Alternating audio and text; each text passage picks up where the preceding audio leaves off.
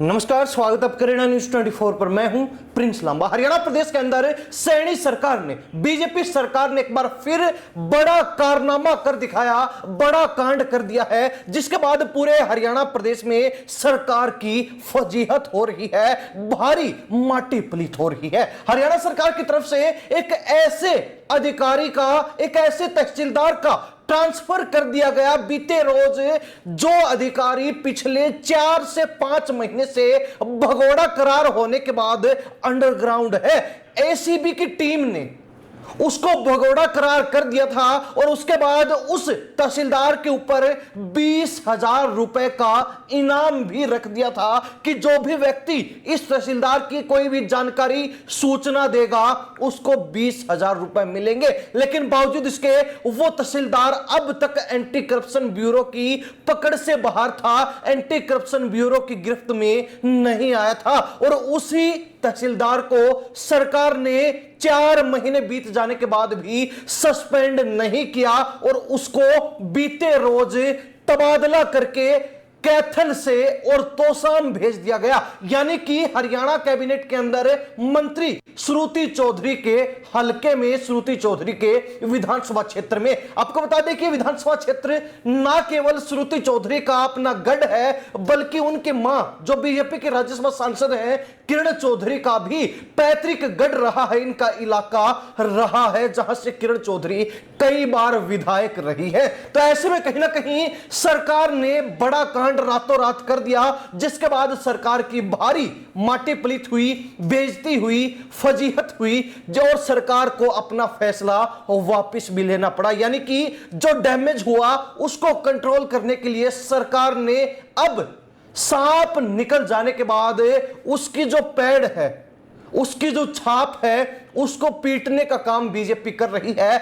अधिकारी का पहले ट्रांसफर किया और जब बात बिगड़ती हुई नजर आई, जब माहौल गर्माता हुआ नजर आया, तो उसके बाद उसी तहसीलदार को सस्पेंड कर दिया गया, 6 महीने के लिए निलंबित कर दिया। हालांकि एक सरकार से इस तरीके के बड़े कारनामे की उम्मीद बेहद कम होती है।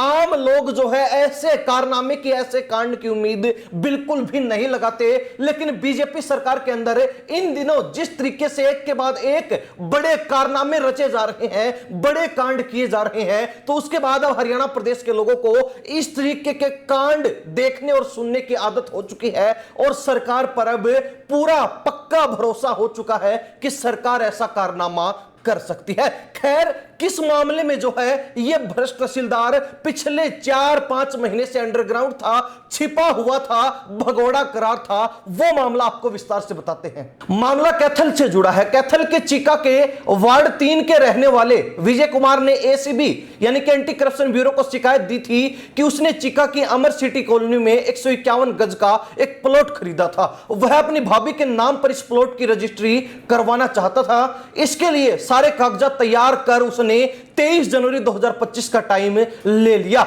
जब वो भाभी के साथ वहां रजिस्ट्री क्लर्क प्रदीप कुमार से मिला तो उसने कहा कि पहले तहसीलदार से मिल लो। जब वो शिकायत करता तहसीलदार के पास गया तो उसने क्लर्क प्रदीप को कहा कि कागजात ठीक है, इस पर 10 रुपए की टिकट लगाकर रजिस्ट्री करा लो। जब उसने क्लर्क से पूछा कि 10 रुपए की कौन सी टिकट लगवानी है, तो क्लर्क ने कहा कि 10 रुपए की टिकट का मतलब 10,000 रुपए है। विजय ने आगे बताया, यानी कि जो शिकायत करता है उसने आगे बताया कि जब वह इसकी शिकायत लेकर तहसीलदार मलिक के पास गया तो तहसीलदार से कहा कि रजिस्ट्री क्लर्क 10,000 की रिश्वत मांग रहा है। यह सुनकर तहसीलदार भड़क गया। उसने कहा कि इस खेवट पर सटे है, इसकी रजिस्ट्री नहीं होगी। तहसीलदार ने बिना कोई कारण बताए ही उसका रजिस्ट्री का टोकन रद्द कर दिया। उसने खेवट से संबंधित सारे कागजात भी चेक किए तो देखा और पाया कि उस पर कोई स्टे नहीं है। वह 6 फरवरी 2025 को फिर तहसीलदार से मिला और कहा कि खेवट पर कोई स्टे नहीं है। तहसीलदार ने फिर क्लर्क प्रदीप से मिलने को कहा। वह प्रदीप के पास गया तो उसने रजिस्ट्री के एवज में कैश 10,000 रुपए की रिश्वत मांगी, जिससे परेशान होकर शिकायतकर्ता विजय ने एसीबी को पूरी बात बताई और उसकी शिकायत मिलने के बाद एसीबी ने 18 फरवरी को गोहला तहसीलदार के दफ्तर में ट्रैप लगाया, यानी कि जाल बिछाया, पूरा प्लान बनाया और इस दौरान रजिस्ट्री क्लर्क को शिकायत करने वाले से 10,000 रुपए रिश्वत लेते हुए रंगे हाथों गिरफ्तार कर लिया गया था। क्लर्क ने रजिस्ट्री के बदले रिश्वत मांगी थी। क्लर्क से जब एसीबी ने पूछताछ की तो पता चला कि इसमें तहसीलदार मंजीत मलिक भी शामिल है। तहसील कार्यालय में रजिस्ट्री कराने वालों से रिश्वत वसूलने के लिए एक गुप्त कोड तैयार किया गया था। अगर किसी से रिश्वत लेनी होती थी तो उसकी रजिस्ट्री पर 10 रुपए का टिकट लगाने के लिए कहा जाता। इसका मतलब होता है कि अगर काम करवाना है तो 10,000 रुपए की रिश्वत देनी पड़ेगी। जिस वक्त यह कार्रवाई की गई उस वक्त तहसीलदार मलिक जो है वो चुनाव आयोग द्वारा सिवन नगर पालिका में सहायक रिटर्निंग अधिकारी एआरओ और नोडल अधिकारी तैनात किया गया था। मगर जैसे ही उसको रेड के बारे में पता चला कि उसके क्लर्क को एसीबी ने पकड़ लिया तो तहसीलदार बीच चुनाव में ही अपनी ड्यूटी छोड़कर भाग गया। इस बारे में उच्च अधिकारियों तक को कोई सूचना नहीं दी गई, कोई ऑफिशियल छुट्टी भी नहीं ली गई। लेकिन जब एसीबी ने तलाश शुरू की तो तहसीलदार का कोई भी सुराग नहीं मिला, उसके बारे में पता नहीं चला, जबकि तहसीलदार ने अपना मोबाइल भी स्विच ऑफ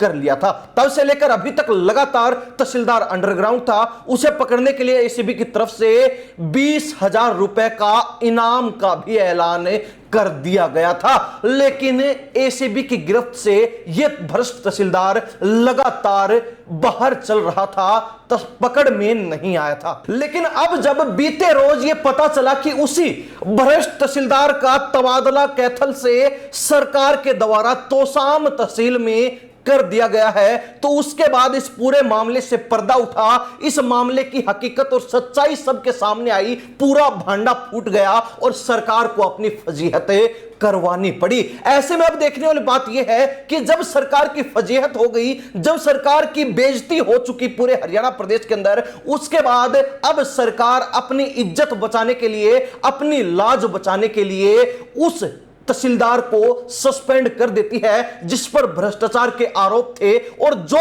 गिरफ्तारी से बचने के लिए 4 से 5 महीने से लगातार अंडरग्राउंड चल रहा था और उसको भगोड़ा करार करने के बाद उस पर 20,000 रुपए का इनाम भी रख दिया गया था। और खास बात यह है कि बीजेपी सरकार ने, सैनी सरकार ने उस भ्रष्ट तहसीलदार को भेजा भी एक मंत्री के इलाके में। सिंचाई मंत्री श्रुति चौधरी के गृह क्षेत्र में उसका तबादला कर दिया गया, जिसके बाद अब श्रुति चौधरी जो सिंचाई मंत्री हरियाणा सरकार में है, उनकी छवि पर भी सवाल उठने शुरू हो गए हैं कि आखिर एक भ्रष्ट तहसीलदार को अपने इलाके में पोस्टिंग करवाने की श्रुति चौधरी को क्या जरूरत थी।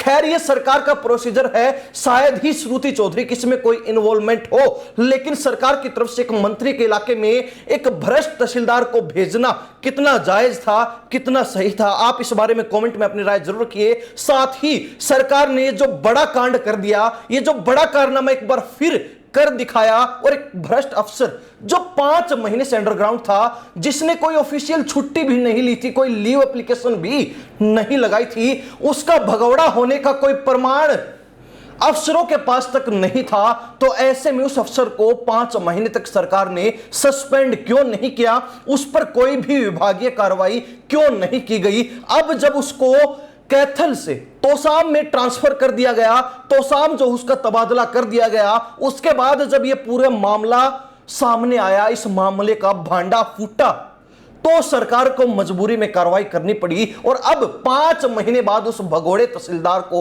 उस भ्रष्ट तहसीलदार को सस्पेंड किया गया है। तो ऐसे में कहीं ना कहीं सरकार की साफ और बेदाग छवि पर भी यह कारनामा, यह बड़ा कांड दाग लगाने का काम कर रहा है। सरकार की नीयत भी, सैनी सरकार की कार्रवाई करने की जो शैली है वो भी अब लोगों के शक के घेरे में आ चुकी है। संदेह जो है लोगों को अब सैनी सरकार पर होने लगा है कि सैनी सरकार जानबूझकर भ्रष्ट अधिकारियों को खुला छोड़ने का काम कर रही है, भ्रष्ट अधिकारियों पर कोई कार्रवाई नहीं कर रही है। तो इसको लेकर भी हरियाणा प्रदेश की जनता क्या सोचती है, कमेंट के माध्यम से जरूर लिखिए। इन्हीं सब बातों के साथ प्रिंस लांबा, हरियाणा न्यूज़ 24। नमस्कार, जय हिंद।